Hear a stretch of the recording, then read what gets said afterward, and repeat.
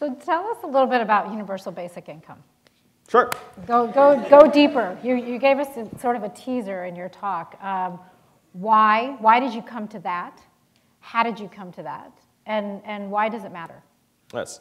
So how many of you know a lot about universal basic income? Raise your hand if you know a lot. All right, most of you don't know anything. So about universal basic income.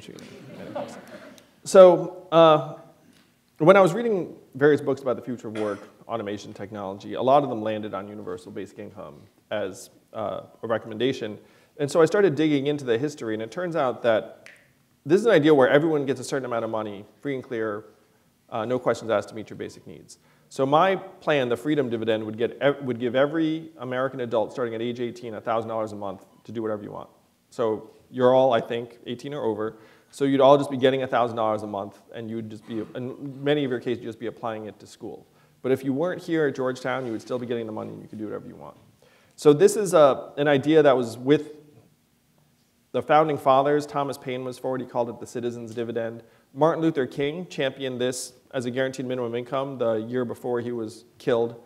And then in the 70s, Milton Friedman and 1,000 economists championed this idea, so much so that Richard Nixon passed it, or it passed the House of Representatives twice under Nixon in 1971.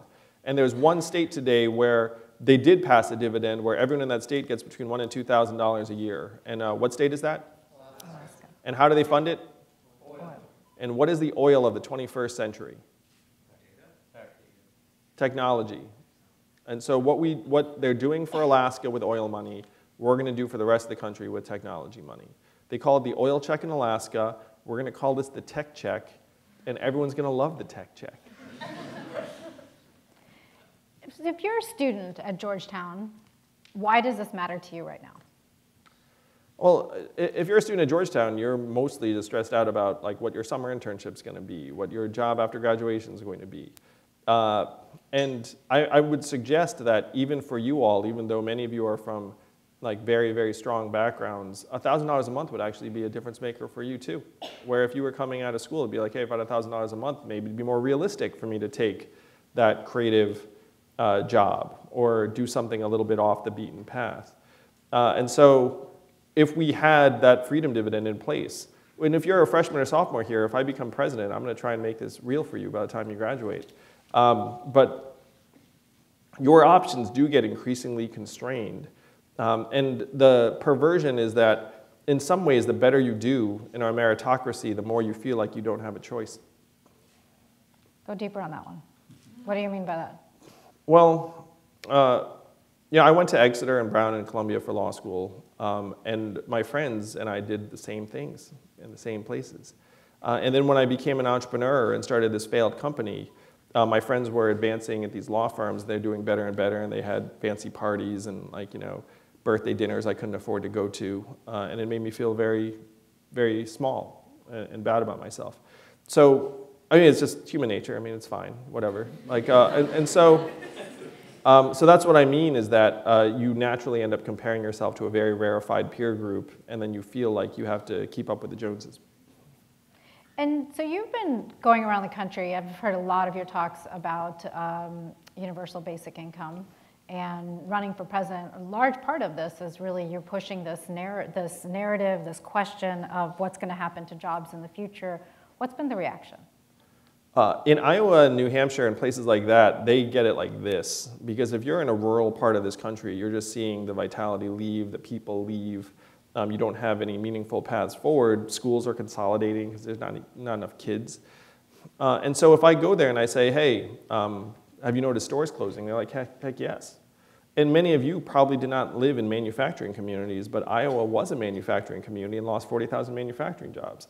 So if you say to them, do you know manufacturing workers that lost their jobs? They're like, heck yes. The biggest truck stop in the country is in Iowa 80, in Davenport, Iowa. So you say, hey, do you know truck drivers? Everyone knows truck drivers because it's a massive trucking hub. So one of the things that we've found on the campaign trail is that the people that are closest to the scene understand it like that. This is one reason why I'm going to shock the world coming up, because you'll see I have outsized strength in Iowa and New Hampshire. And that right now, I'm already polling at 1% right now, and most people have never heard of Andrew Yang. But I'm going to make the debate stage in June, And then because most Americans who are actually living the economy I'm describing understand that what I'm saying is 100% right, it's a very, very powerful message. If anything, the message is trickier in places where they're not experiencing the same ways. So I'm one of those economists you're making fun of. Economics would say, why doesn't labor move to where the jobs are? So I'm a numbers guy, and the rate of interstate migration right now in the United States of America is a multi-decade low. People aren't even moving across state lines as much as they did in past eras. And given the dynamism of the economy, you'd hope for the opposite. So if you actually go to these areas and say, hey, why is no one moving? Underwater in their mortgage, they have family members there. Like, it's actually very hard to move. And if you don't have savings, it's even harder to move. Moving for a new job requires a level of resources and confidence and optimism. And that is missing from many, many Americans at this point. So how do we, who are sitting sometimes in Washington, D.C., or some of these cities like San Francisco, Chicago, New York, think about what's happening with the rest of the country? Well, it's been really interesting, Sonal, because I presented facts. Like I spoke at a conference of 70 CEOs, and I actually have a fancy slide deck with like all of this data, just saying like, here it is, and people see it, and it's hard for people to understand the data in many ways. Like one data point I present is that 40% of American children are born to an unmarried mother now, and that's unusual in the experience of most of the CEOs in that room because everyone around them like lives in a two-parent household type of environment. And so the translation of the experience to people who live in prosperous coastal areas, it's not easy. It's like if I knew a better way to do that, I'd be conveying it more impactfully. And as you think about kind of what propelled you to run for president? You gave us a little bit of a teaser again, but running for president is not a small thing. You kind of went in from running a successful company after the failure to starting VFA to then saying, I'm going to run for president because I can make this change happen. Why? Well, there are two attitudes in life. I found one to be more accurate. So the first attitude is someone else will take care of this. And the second is I'm going to have to take care of this. And I've actually met many of the other people who are running for president. And many of them are very fine individuals. Many of them are patriots. They're earnest public servants. But most of them have very, very limited exposure to technology and its intersection with the workforce. And many of them, unfortunately, have only a foggy sense of how the economy functions, in my experience. And it's not a knock on them. It's like if you've been in certain environments for a couple of decades, or you were born in the 1940s, no offense to anyone, but if you were born in the 1940s, some of these issues are not going to be things that you naturally understand. And so I saw the landscape and I said, this problem is definitely not going to get addressed in the right time frame if I don't do something about it. And so I drew up the various paths and what my risk reward was. And I said, okay, if I put my heart and soul into this, I think I can accelerate the eradication of poverty and meaningful solutions to what I see as systemic threats and failures. So if you don't make that move and you think you have a legitimate chance to do that much good, then you have a very, very limited sense of yourself and morality. So there are, at least from what I can count, 10 candidates in the race right now on the Democratic side. How does Andrew Yang stand out? Well, the first thing is that, I'm suggesting I'm going to get $1,000 a month, which, people tend to, that gets their wheels turning. It's somewhat polarizing, but then when people dig into it, a lot of people are like, wow, that would actually be a huge difference maker for me. The other thing that seems to be happening, I did not realize it was this severe, but just the fact that I'm talking about numbers and policy is actually vastly different from most other politicians. So when I address a group of 200, 700 Iowans, they come up to me afterwards and say, you don't sound like any politician I've heard. And then that gets me a really enthusiastic 10 to 15%, which in a very crowded field is enough for me to compete at the highest levels. So some of the other pieces that you talked about was big M market.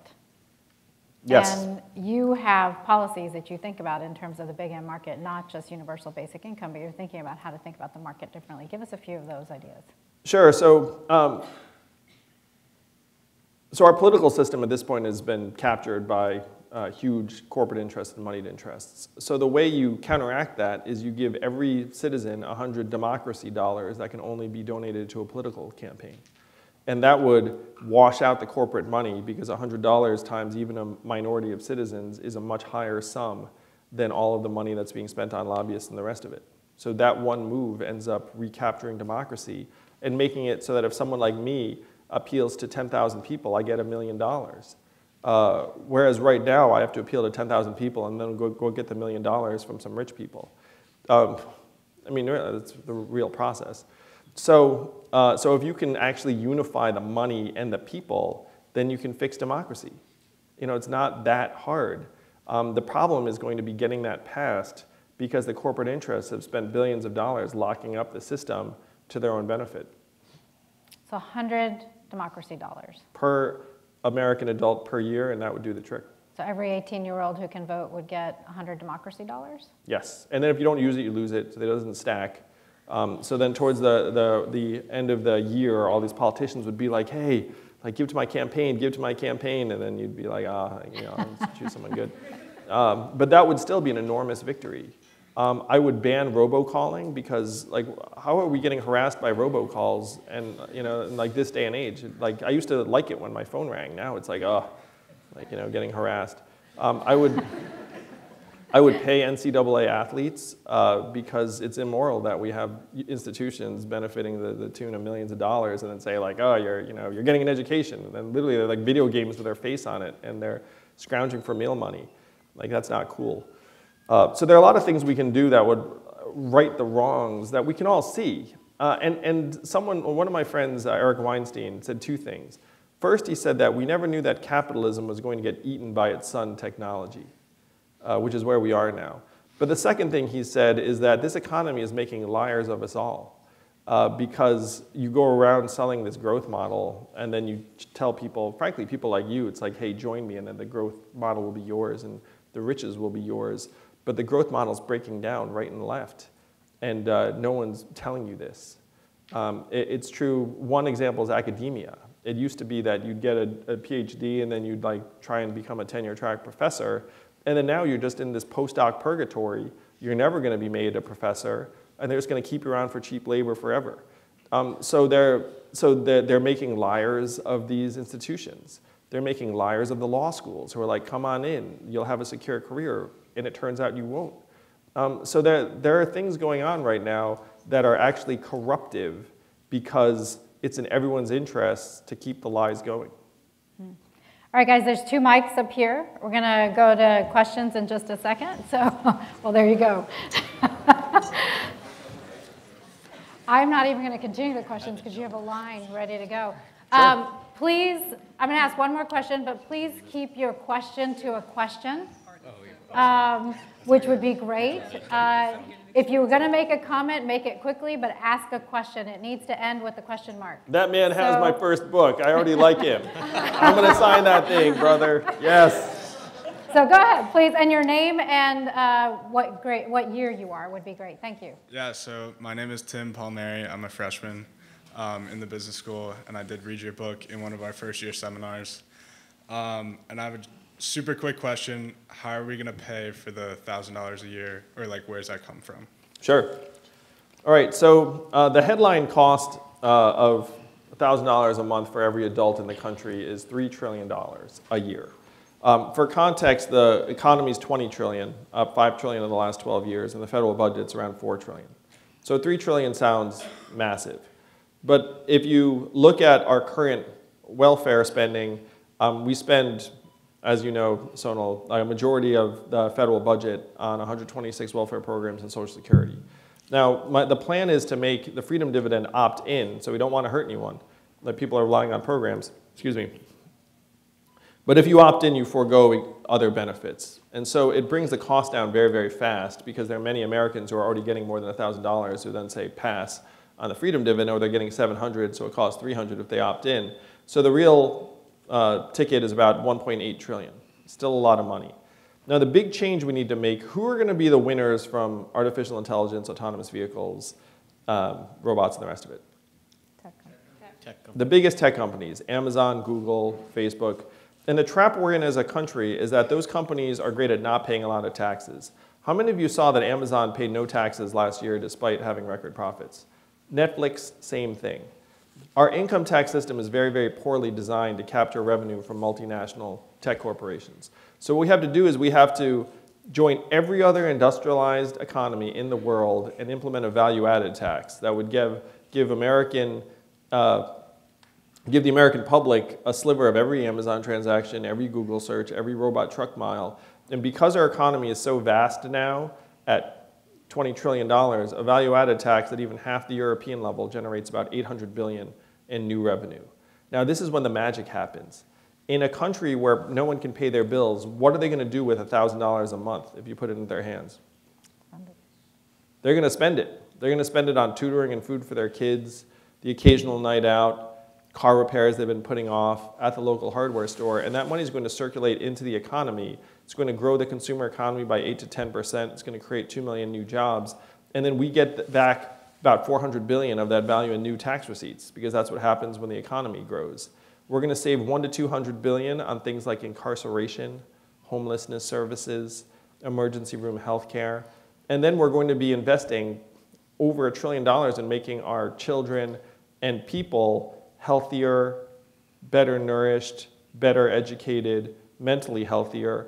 And at least one study showed that it would increase GDP by $700 billion if we eradicated poverty in this country. So you end up getting back about $1 trillion in a combination of economic growth, cost savings, and value gains by having a stronger, healthier population. I've been the CEO of several organizations, and CEOs say all the time, we need to invest in our people, we need to invest in our people. In the public sector, we have the opposite standpoint. We're like, don't invest in anyone.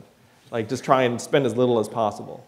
And then we end up paying for it on the back end anyway because they hit our institutions in much more costly and destructive ways. A corrections officer in New Hampshire said to me, we should pay people to stay out of jail because when they're in jail, we just spend much, much more.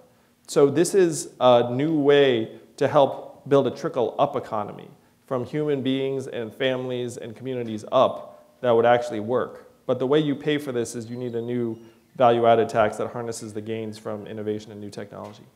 Thank you. Thanks, man. It's a good question. I got you. Sorry, I think, yeah. My name is Jessie Yu. I'm a senior in the college studying government. I was wondering how you think your identity as an Asian American is going to play into this election, especially as you said before, our country is only getting more racist and xenophobic. And I know you're Taiwanese American, but also like our relations with China are not great right now. So how do you think that'll affect the election and also in the future, your role in foreign diplomacy? Sure. So I'm a very proud Asian American. I'm the first Asian American man to run for president as a Democrat in the nation's history. And Asian Americans are about 5.6% of the US. So if Asian Americans are excited about me, that would actually be a very, very nice jumping off point. So in the early states, my race has been a non-factor, in part because Iowa is 94% white, New Hampshire is 92% white. And when you're in that homogeneous an environment, there's no racial animus or hostility because they're just used to everyone being the same. And so you show up there like, hey, like, you look a little different, but you know, I'm just going to talk to you like the exact same way I talk to everyone else because I only know one way to operate. And then, and I've known this because like I've been working in the Midwest and the South for 7 years, so like this is not surprising. Now, in other parts of the country, it's been something of an asset because there are people that are very excited about my candidacy. So I'm proud to be in this role. In terms of foreign diplomacy, I will say that right now China is being cast as the #1 antagonist or boogeyman to the US. And that's actually very, very bad over time because there's something of a natural propensity for the US to see someone else winning as the US losing. It's like a zero-sum game. Like if China gets richer and more influential, then it's like somehow really disastrous for the US. And that would put us on something of a Cold War collision course with China. And so one, which I think must be avoided at all costs. So, I mean, there are legitimate concerns. Like China's ripping off our intellectual property is like a really consistent problem, and that has massive economic repercussions. But one of the byproducts of my candidacy, I believe, is that I can help champion the notion that Asian Americans are Americans, that we're just as Americans as anyone else, and two, that China rising does not need to mean that the U.S. is losing. Thank you. That's fine. Mr. Yang, thank you for coming to Georgetown. My name is Ben Weinberg. I'm a first-year graduate student at our School of Foreign Service. I'm also an aspiring entrepreneur, so I appreciate your perspectives. My question is about the building blocks of American society and the neglected state of them, such as education, healthcare, and our infrastructure. How do you see the future of the job market in these three sectors, which are likely to continue to grow, and how do we place Americans to handle these priorities as president? Yeah, so the career advice many people have gotten around the country for the last number of decades is go into education and healthcare because they'll always be secure. And we are spending a lot of money in both those spaces. And this is something else, man, I seem so negative. I don't mean to be negative. I'm actually quite uplifting. I'm a very, very, uplifting man. But our educational institutions have started to become a little bit excessive in some respects and then deficient in others. And so I think that ideally, people would be able to work in education and healthcare and infrastructure and have very, very positive, long, fruitful, impactful careers in each of those areas. In practice, I think it's become a little bit, frankly, market-dominated in certainly education and healthcare, where college has gotten 2.5 times more expensive since I was in college, and it has not improved 2.5 times, as far as we can tell. And you all know, it's like, how much does it cost to go here now? 60,000. Yeah, it's like 60,000 a year. For graduate school, yeah. Yeah. Then we wonder why you need to make money when you come out. So, yeah, of course. It's so if everyone was getting $1,000 a year, that would be helpful. But I would also forgive a significant proportion of student loan debt and package it as an educational stimulus or an economic stimulus. Because right now, young people are just spending all of their energy servicing a debt load instead of starting families, buying homes, starting businesses like you'd like to do. Mm-hmm. And I owed $100,000 in law school debt myself. I used to call it my mistress because I was like writing a check to some town, being like, I hope my other family is doing well. And so I get that it constrains choices. So I'd try and get that monkey off your backs and then put you in a position to actually do more of what you'd like to do. Healthcare is its own thing. We're spending twice as much as other societies to worse results. So I'd move towards single-payer healthcare. It's the only way to get costs down and broaden access. That's going to mean that a lot of people who are profiteering in the healthcare industry are not going to make as much money. A lot of private health insurance plans should not exist, if you had a robust public option. And so so that's what I mean where there are like excess and deficiencies in each of these areas. But I have many good friends who've built great careers in both of those areas. So that's a bit of a twisted answer. Sorry, in infrastructure, like increased spending? Oh yeah, I'm all for spending over $1 trillion on infrastructure. We've let it fall into disrepair in a way that's literally dangerous now. And so I would invest multiple trillions of dollars. It's going to create many, many jobs. We have to make it more resilient and economically sustainable. We have to make it actually resistant to climate change. It would create many, many jobs and opportunities. It would increase economic productivity. So if you get me into office and you want to work in infrastructure, that'd be a great path because then I'm just going to write massive checks to it. And this is one thing I cannot believe Donald Trump didn't do. I was like, if this man does one thing right, it's going to be infrastructure. And he still didn't do it. He could have put his name on it even. You know what I mean? There could be like a Trump, it would be sort of psychologically damaging to be driving over Trump Bridge everywhere you go. But it would have been worth it just to have the damn bridges built. Thank you very much. Hi, my name is Zach Levin. I'm a freshman in the School of Foreign Service. So during your speech, you sort of painted this picture of this automated world where repetitive cognitive and physical labor is done by robots. So in this future, how are we going to provide jobs for the people who used to be a part of that repetitive labor? Yeah, that's the fundamental question. And it's particularly vital for men, because it turns out that men deal with idleness worse than women. Women find awesome things to do, and all is well. Not for everyone, but at a much higher rate. Men disintegrate. Men spend 75% of their time on computers playing video games and other things. They volunteer less than employed men, even though they have more time. Their alcohol and drug consumption goes up, and then they tend to spiral downwards into various antisocial behaviors. So the challenge really is to reconstitute paths of structure, purpose, and fulfillment for hundreds of thousands of American men who are going to see their jobs get automated away. And that is the challenge of this time. So there's no easy answer, but I would suggest that if you put $1,000 a month into people's hands, one, at least they feel like they're going to survive, but two, it also strengthens nonprofits and churches and NGOs and organizations in these communities that are going to try and create meaningful opportunities and supports for more and more people. And many of these men also, and I don't want to just make it men because it's everyone, but if you have children too, knowing that when they turn 18, they're getting $1,000 a month is a huge burden that would be lifted. Thank you.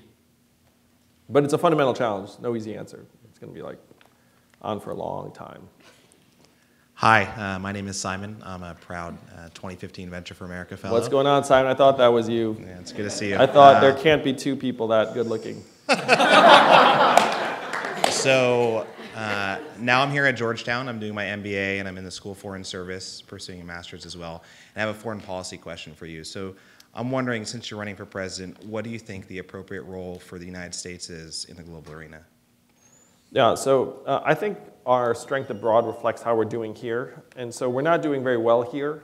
Again, life expectancy declined for 3 years, record drug overdoses and suicides, record mental health problems, anxiety and depression. And so we're getting increasingly erratic and unreliable abroad because Donald Trump's like, I don't care what the agreement was, or I'm just going to go in this direction. So job one is to try and reconstitute how we're doing here. And then abroad, I would want to build robust relationships and partnerships, because I think the US has gotten itself into trouble by trying to take on too much and doing things that we're not capable of, committing forces with unclear goals and unclear timeframes. And so my policies would be all about restraint and judgment. And if we do go into harm's way, then there has to be a clear set of goals and a clear timeline. That gives you a sense of where Andrew Yang would be on foreign policy. The goal is to take our commitments very, very seriously, and if we're going to do something, do it right, but don't do things that we can't really do. Thanks. Hi, my name's Rebecca Hollister, and I'm a sophomore in the college, undergrad. And I'm from Leavenworth, Kansas, so a lot of what you said really rang true. But I'm also chair of College Democrats here, and many of our members are aspiring people who want to run for office. So what are the, totally honest, what are the best and worst parts of running for president? I have to say, I feel so lucky to be running for president, and and it's even working. Like, you know what I mean? Like, there was a chance it wasn't going to work, but it's working great. Raising hundreds of thousands of dollars from tens of thousands of donors around the country. And I'm going to make that debate in June, because the criteria is either poll at 1%, which I'm already doing, or get 65,000 individual donations, which I'm on track to do. So if you'd like to help get me on a debate stage, just donate $1 or more at yang2020.com, and then you can say I was a part of getting that guy on that stage. So one reason I feel very lucky is because running for local office is much harder than running for president, it turns out. Because when you run for local office, everyone expects you to be at everything. If it's happening, then they're like, why aren't you here? And then if you're conscientious and want to win, then you will be there. And so you really end up losing any control of your schedule. So I would say that's something I've seen with local candidates consistently, where they just have to give up their cells and their schedule for an extended period of time. The best thing I would say is that you genuinely meet awesome people. Like, you meet the best people, in many cases, in a community that are actually aligned with your values, and that's extraordinarily invigorating and empowering. Like, you just build very intense, real relationships because you're trying to do something important, and the best people will gravitate to that. Thank you. Good evening, everyone. My name is Grant Marthinson, and I'm a first-year student in the Arab Studies program in SFS. And first of all, thank you for being here with us tonight. And my question is, what do you think the greatest foreign policy challenge or threat facing the United States is, excepting climate change? Yes. I think it is managing China's relative rise in a collaborative, cooperative way. So one thing that's going to make that more difficult is this AI arms race that is taking place between the two countries. And China is set to leapfrog the US in AI because they have access to more data, and data is like food for AI. So they have more data and more computing resources because the Chinese government's essentially like blank check for computing resources. I was with the leaders in Silicon Valley, and they were like, we're going to spend $5 billion on computing resources, and China's going to multiply that many times over, and it's very hard for us to compete.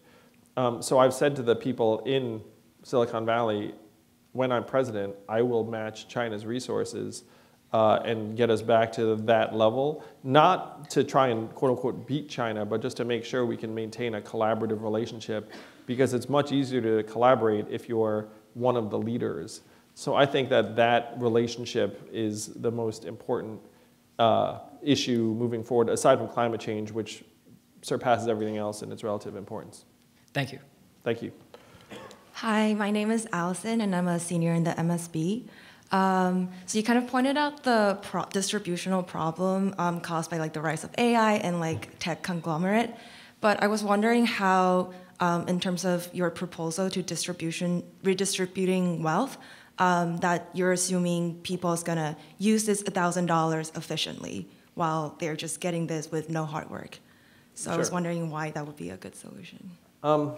Well, I certainly don't assume that everyone's going to use it in my idea of efficiency. You know, fundamentally, all citizens are owners and shareholders of the society, so it is their wealth. And so if they're going to make a determination that the ideal use of it is like a night at Chuck E. Cheese's or like, you know, something, and I'm not a fan of Chuck E. Cheese, maybe it makes me a monster. You know, like that is almost by definition efficient because that's what they're choosing to do. Now, if there are certain things they could choose to do that we could agree are really counterproductive and antisocial, but we're a nation of laws, and if people do something that's truly destructive, that's you know, puts others in harm's way, then there's still the same system that there is right now. And if anything, the incentive to stay out of jail would be much higher, because if you go to jail, then the freedom dividend goes towards your incarceration and you lose it. And then who would want that? Like, who wants to be like, oh man, like my $1,000 a month's going to like these freaking, you know, like prison guards I don't like. So, but the net answer really is that like efficiency would be in the eye of the beholder as long as people don't break laws. Thank you. Hi, my name is Adam. I'm a freshman here in the college, and I have just a quick question. You mentioned before the cultural significance that people in our country, mainly men, place on having a job. So why not institute a job guarantee or a robot tax rather than universal basic income? Yes. So robot tax is hard to administer because it's hard to tell what's a robot. Like if CVS replaces a cashier with an iPad, are you like going to tax that? And then at CVS, like, can I afford like a robust tax? It's very hard to get that up to a meaningful enough level where it's going to pay for some of these solutions. The issue with the jobs guarantee, I endorse the spirit of a jobs guarantee, because if someone wants to work and then finding work is a problem, then we can address that. That would be great. But the employer, government as an employer of hundreds of thousands or millions of Americans has real problems in implementation. You know, studies have shown that in past programs, people who've been in that sort of government jobs program have been unable to transition to private employment because private employers don't regard that experience as valuable. And then if you have something as basic as like, I don't like my job, I don't like my boss, like my, you know, I want to make a change, but you're literally relying upon that job for your very survival, then it's extraordinarily difficult to iron out even basic issues. And then you have a government bureaucrat essentially making those decisions, being like, I have 10,000 workers, like these 300 like really don't like their jobs. And then it's like, okay, then what do I do with those 300 in this world where the government is the employer of such a significant proportion of people? So I understand the spirit of it, but I think in practice it would be deeply problematic, and we are much better off just putting economic value into people's hands and then letting people create jobs and determine their own sense of values. Because with this sort of money in people's hands, you would see a whole rise of what I call artisanal plus opportunities. How many Americans would prefer to do something creative or artistic or coaching in their community or journalism or something that right now the market won't support, that would make those sorts of choices with this kind of economic freedom in their hands? So understand the spirit of the jobs guarantee, but I think in practice, dividend would be vastly superior.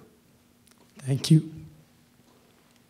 Hi, Ginzorg Bappold. I'm senior studying physics and computer science and actually an incoming VFA fellow. Nice. Well done, man. That makes me so happy.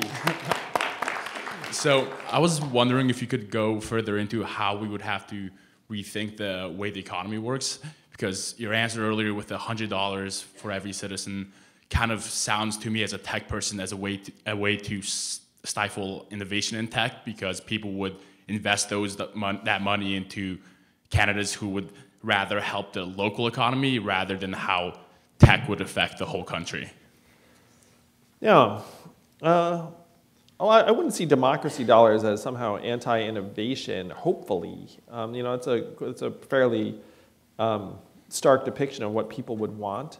I think that right now tech is at a very, very important juncture where it went from being that technology is an absolute good and progress is good and it can do no wrong, and then now that's being very much called into question by a lot of people in places like Georgetown, where they're like, wait a minute, like is Facebook like an absolute good? Like is Amazon an absolute good? I love it, I use it.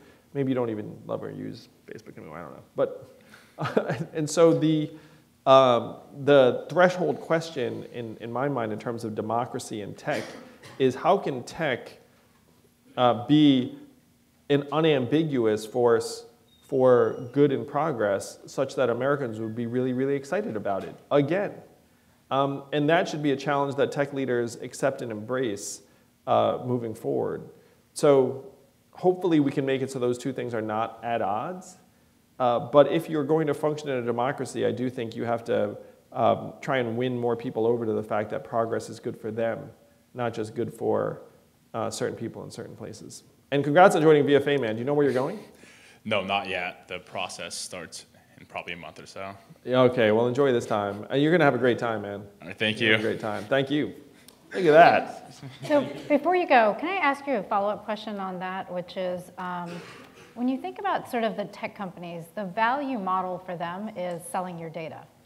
Yeah. And what's the business model? Because if the continuous business model is I give you a free service in order to get your data, we're just basically giving away information about ourselves, which eventually is becoming AI anyway. That's true. That's very true, Sonal. So I'm for having your information be a property right, where if someone else is profiting from it, you should get a cut. And if someone else is using it, then you should know about it, and you should have a dial. If you say maximal convenience and maximal revenue for me, then they can use your data however they want, as long as they cut you a check every so often. If you say, hey, I don't want you to use my data for stuff, then they shouldn't be using it, even anonymously. Now, there are many companies that this would be very, very problematic to their revenue models. But that, to me, again, is a challenge that they need to overcome. The value of our data actually can be really, really high. Like in some contexts, it's worth thousands and thousands of dollars, and we're not seeing any of that. But I will say that our data could be even more valuable if we let them personalize it, particularly in the healthcare context. So if you say, hey, you can use my data, and I'll even let you know it's Andrew Yang, as long as you're giving me a percentage, then that could actually be very, very good for many, many people. Yeah. Okay. All right, thank you, Mr. Yang. My name is Ruben Blum. I am a first-year grad student here in the School of Foreign Service, and I'm curious how you respond to the potential for inflationary effects of the Freedom Dividend. Even if the overall money supply isn't increasing, would not firms all across the board increase their prices to consumers and perhaps lower their wages to their workers? So I dug into it, and most of the things that we consume are not getting more expensive. So think about in your own lives: media, electronics, clothing, automobiles, food for the most part, all relatively stable or getting better or getting cheaper. So what's been getting more expensive? Unfortunately, it's the really core things like education, housing, and healthcare. So if you put $1,000 a month into all of your hands, it's not like all of a sudden the local restaurant can like double their prices because you're still cost sensitive. You're not made of money, you just have $1,000. And so if I'm like, hey, like, what's the local restaurant here? Tombs. How much does a meal at Tombs cost? $15. So if you came back after I'm president in 2021, I'm like dividends for all, and then Tombs is like, hey, now we're $25, you wouldn't be like, okay, that's fine. You'd be like, what the heck happened here? Like, you were $15 last week. And then you'd go to the other restaurant, and there's still competition for your business across every vertical. And so it's not like there'd be massive inflationary pressures in most respects. And the purchasing power would actually help you manage the inflation where it exists in things like education and healthcare, which I have plans to try and get those costs down. But there's no reason to think that Tombs and Verizon and everyone else is going to start like doubling their prices just because everyone has a little bit more money. Okay, thank you. And which dorm were you in at Exeter? I was at Peabody. Okay. What was the reputation of Peabody? A lot of video games.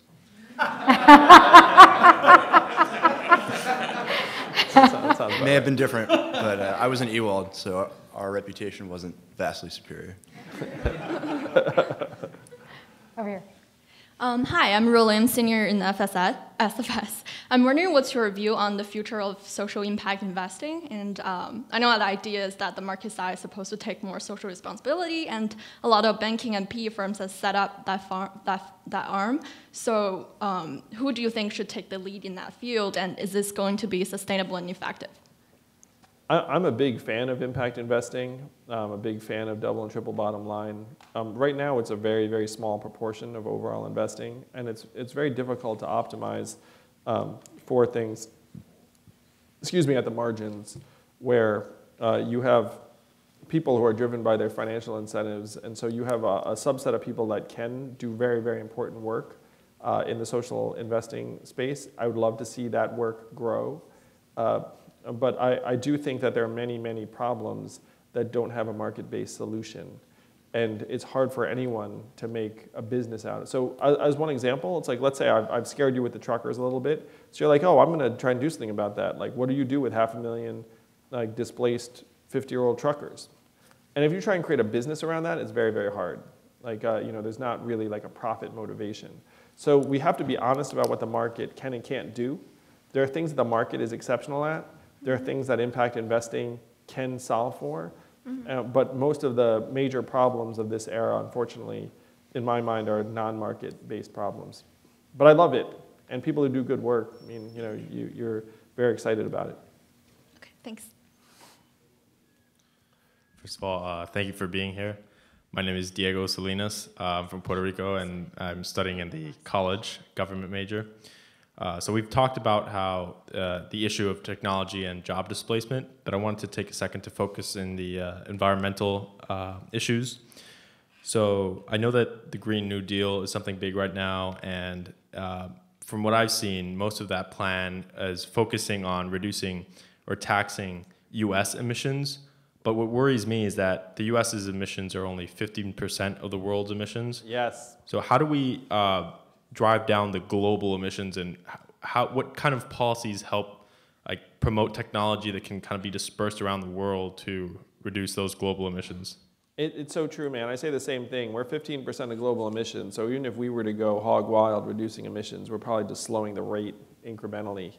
And so I'd be for rejoining the Paris Accords, and I'd love to try and export more sustainable technology to other societies, but right now, a lot of people are just oriented towards economic growth at any cost, and if cheap, dirty energy is their path there, then they'll be attracted to that. So I have a relatively dark view on this, shocking, but I have a relatively dark view on the path of climate change, where we need to start preparing for the worst effects, and we should even start considering geoengineering ways to try and lower the temperature rise, because at this point, as you say, we control about 1/6 of the emissions. And so even if we were incredibly responsible, which we are not right now, it would still end up only slowing the rate incrementally. Thank you. Can I follow up on that for a sec? On the policy side of this, how do we think about making those technologies more global public goods? That'd be ideal. You just go around and start giving them away. Just say, hey, guess what? Solar panels, they're yours. I mean, that would have to be the move if you were legitimately going to try and bring down emissions. I also think we need to invest in large-scale carbon capture technologies. We need to be doing much more. And this is going to sound far out, but I think we should be sending mirrored satellites up that just like expand giant mirrors to like deflect some of the sunlight. That would actually work to slow glacier melt and some other things, and you know the penguins would get some shade. But we legitimately should start like making moves like that are reversible. It's like it's not permanent. You're like, oh, like we don't like the way this worked. But just saying like, hey, we're gonna like slow emissions, it's a loser over time. So, sorry, a quick follow-up. Would you support like, what do you call that? Subsidizing research and development on technology? Oh yeah, I would go huge. I love that stuff. My father has 69 U.S. patents. It's like I love technological progress if we can start solving some of these problems. Thank you very much. Hi, I'm Javier. I'm a sophomore in the college, and I'm from Puerto Rico. And I always see, like, come election time, presidents or presidential hopefuls go to Puerto Rico, get some money, and leave. And the policy is never consistent. Like, Democrats or Republicans, none of them really, long-term help the island. What would be, like, your plans for helping the fiscal crisis and the debt crisis in the island? Yeah, I think it's deeply immoral what we've done in Puerto Rico. And one of the things I've said is that if Puerto Ricans looked like Swedes, this would be a very different picture. I think our treatment of Puerto Rico is tragically awful. So I would forgive the debt because it makes no sense to advantage hedge funds over the people of Puerto Rico. I would grant Puerto Rico self-determination. If Puerto Ricans want to be a state, we should make them a state. I would make rebuilding Puerto Rico a national priority. I got married in Puerto Rico. I have many Puerto Rican friends, and I also celebrated my 40th birthday there. Like I had my, my first vacation with my now wife there. So I love Puerto Rico, and I want to make it whole. Puerto Rico has lost, I believe, 1.2 million people after the hurricane, and it's going to be really difficult to rebuild it, but we just don't have a choice. I mean, there's still millions of Americans there, and many of them are still struggling. So I will tell you, like the fact that you think politicians just come to Puerto Rico, get some money, get some photo ops, and leave, we have to undo that. You know, I want to go all in. I'm going to vacation in Puerto Rico myself as president and say everyone should just vacation in Puerto Rico as an act of patriotism. It's like you get to use dollars. It's as close as anything else. Why are we giving, like Bahamas our money? Like, screw that. Let's make Puerto Rico, like if you don't visit Puerto Rico, you're a bad American. And then just like drive money there and make it, I mean, not to say tourism is the end all be all of their economy, but it is a big part of the economy. I mean, tourism and agriculture. It used to be pharma manufacturing until they got rid of the subsidies. So as you can tell, I'm into it, man. Like, 51st state, let's do it. Awesome. Thank you. One more question. Sorry. Thank you very much for taking one more. My name is Danielle Pearl. I'm an alumna of the Master's Program in Democracy and Governance here from quite a few years ago. My question is, I currently work as a consultant for a federal agency, and I found your story about the reaction you were confronted with when you tried to raise these issues with policymakers to be very striking, basically a refusal to acknowledge or deal with the issue. So I'm curious, I guess on two dimensions, how do you get these very powerful companies on board with being taxed when they're not currently being taxed? And as you're proposing these very structurally oriented economic changes, do you see structural political changes that need to go along with that? Yeah, so one of the things I say to CEOs is that this is very good for business, because if people have money to spend, it's going to come back to you. Yes, you're going to pay some taxes, but then your customers are going to get the money, and it's going to be good overall. Are there structural political changes that need to be made? I believe there are. You know, our system right now is designed to impede action, and unfortunately, we're at a point now where we need to make some pretty big moves. Like the goal has to be to try and make those moves and then hopefully let it coalesce. And so, I mean, I have a lot of structural changes that I'm for. One example is that we should have 18-year term limits for Supreme Court justices. It makes no sense to be like freaking out if an 80-year-old has a cold. Like that doesn't make any sense. There was a constitutional, like it was someone was talking about the Constitution. How if the Founding Fathers came back from the dead, they'd be like, you mean you haven't written any new stuff? Like we actually have to start trying to update the operating system of our government for this era. And it's very, very hard. There's partisan gridlock, there's massive dysfunction. But someone's benefiting from that dysfunction, and it's not the American people. So you have to try and galvanize the American people, reclaim our democracy in a meaningful way, and then make moves that we can agree on. And I want to suggest to you all, if I become president, then the Asian man who wants to give everyone money won the presidency on the backs of that idea. It's a very powerful idea. And then Democrats and progressives will say, I love giving people money. It's like pro-family, let's do it. And then Republicans will look at it and say, wait a minute, that's a massive wealth transfer to rural areas in red states. And am I really going to stand in the way of that? And we only need 51% of Congress to get on board. So then you make that move, and then hopefully you can start making other big moves, building upon a different sort of coalition. Well, thank you. Andrew, I think we have heard from a lot of students. Let me ask you one final question, or maybe two. One, you have a group of young students here who are thinking about their careers next, who are thinking about the future, as you've laid out. And what's the bit of advice you would give to them? That if you want to do something that is valuable to you, you're going to have to fight like mad for it. It's not going to be presented to you. It's not going to be readily apparent.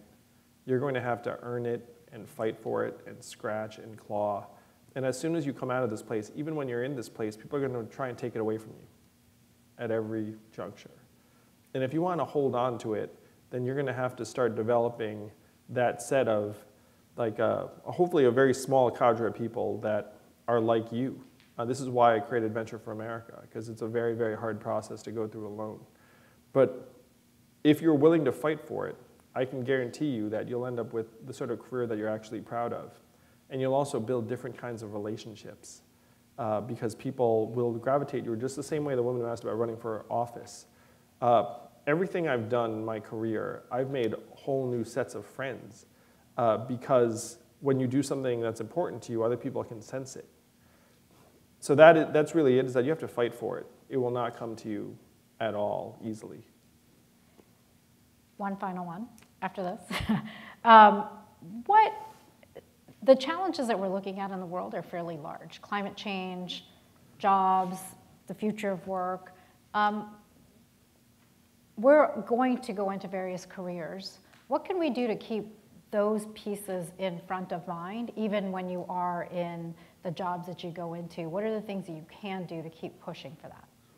Yeah, the tips I've given to people who are in that situation, there's nothing wrong with it. I mean, I have many friends who, become partners at various firms and like the rest of it. One is try and keep your cost structure down because it's very, very natural that as you make more money, you spend more money, you just buy fancier stuff, you live in fancier places, and the rest of it, take fancier vacations. And then it just ends up building up over time. And before you know it, you're actually very, very inflexible, like you can't do much. So one of the things that I did was like just try to keep my costs very, very low, and then it ended up freeing me up to be able to do different types of things. So just if you get a raise, like pretend you didn't get that raise, just sock it away, and then it ends up building into a fund that maybe will let you do something really interesting at some point.